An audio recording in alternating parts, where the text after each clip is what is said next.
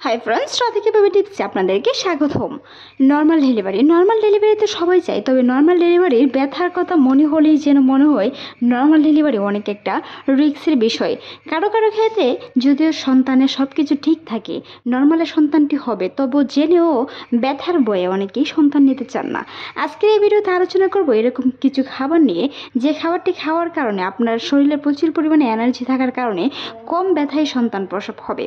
যদি আপনার সন্তানের সব কিছু ঠিক থাকে, এমনকি আপনি নর্মালে সন্তান নেওয়ার জন্য প্রস্তুতি নিয়ে থাকেন, ডক্টররা বলে থাকেন অনেক সময় ডক্টরের কাছে গেলে যে নর্মাল ডেলিভারি হবে কিনা, ডক্টর বলে থাকে যে সিজার লাগবে, বাচ্চা শুকনায় পড়ে গেছে, বিভিন্ন ধরনের সমস্যা দেখিয়ে অনেক সময় উটিতে নিয়ে নেয়। তবে আপনি যদি কিছু লক্ষণ কিংবা কিছু খাবার আপনি গ্রহণ করেন, সেই ক্ষেত্রে কিন্তু কম ব্যথায় আপনার সন্তানটি নর্মালে হতে পারে।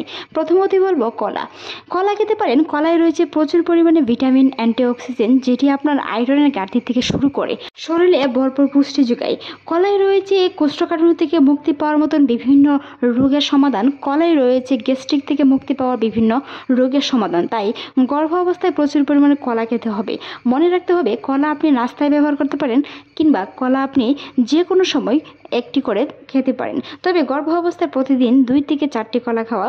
একজন মা যখন সন্তানটি নর্মালে নিতে চায়, তার ভিতরে কিন্তু প্রচুর পরিমাণে এনার্জি, শক্তি থাকতে হবে। কারণ নর্মালে সন্তান নিতে চাইলে অবশ্যই গর্ভবতী মায়েদের কিছু কষ্ট তো অবশ্যই করতে হবে। তবে কিছু কষ্টের মাধ্যমে অন্ততপক্ষে 2 থেকে 4 ঘন্টায় তীব্র ব্যথা হয়ে থাকে।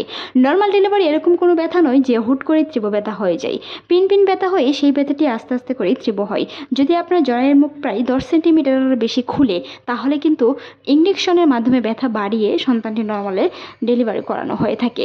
যদি আপনার জরায়ুর মুখটি খুলে থাকে, আর যদি জরায়ুর মুখ না খুলে, সেই ক্ষেত্রে কিন্তু পিন ব্যথা হতে পারে।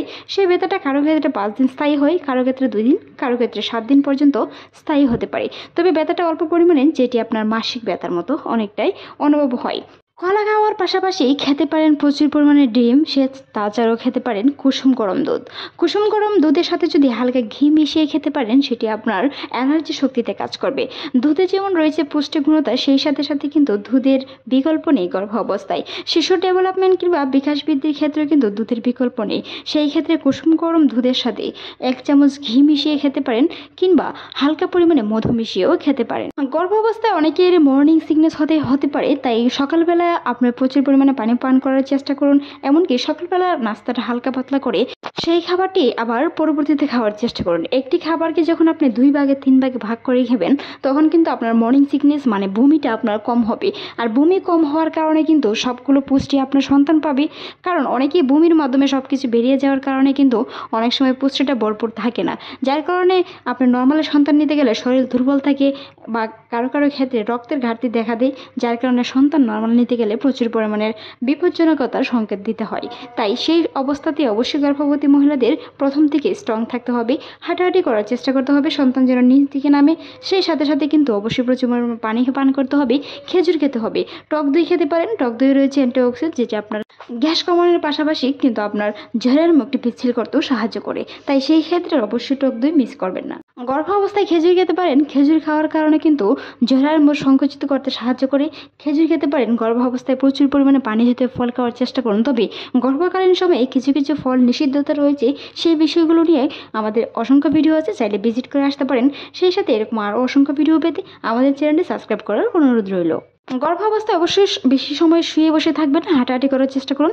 সেই সাথে সাথে কিন্তু বেশি সময় শুয়ে বসে থাকার কারণে সন্তানের মাথা লম্বা কিংবা বড় হয়ে যেতে পারে, যেটি পরবর্তীতে আপনার নর্মাল ডেলিভারিতে অনেক সমস্যা হতে পারে। তাই শুয়ে বসে না থাকে হাঁটাহাঁটি করার চেষ্টা করুন। ঘরের টুকটাক কাজে অ্যাক্টিভ থাকুন, তবে বাড়ি কাজ অবশ্যই এড়িয়ে চলতে হবে। গর্ভাবস্থার শেষে দিকে বাচ্চা নড়াচড়া কিছুটা কমে যেতে পারে, তাই নিয়ে আমাদের চ্যানেলে ভিডিও আছে, নেক্সট দেখে আসতে পারেন। আজকের এই ভিডিওটি এই পর্যন্ত। ভালো লাগলে সাবস্ক্রাইব করবেন, সেই সাথে আপনার মূল্যবান মতামত জানাতে ভুলবেন না। আপনার মূল্যবান মতামত হোক পরবর্তী ভিডিওর লক্ষ্য। ভালো থাকুন, সুস্থ থাকুন, রাধিকা টিপসের সাথেই থাকুন। এতক্ষণ দেখার জন্য অসংখ্য ধন্যবাদ।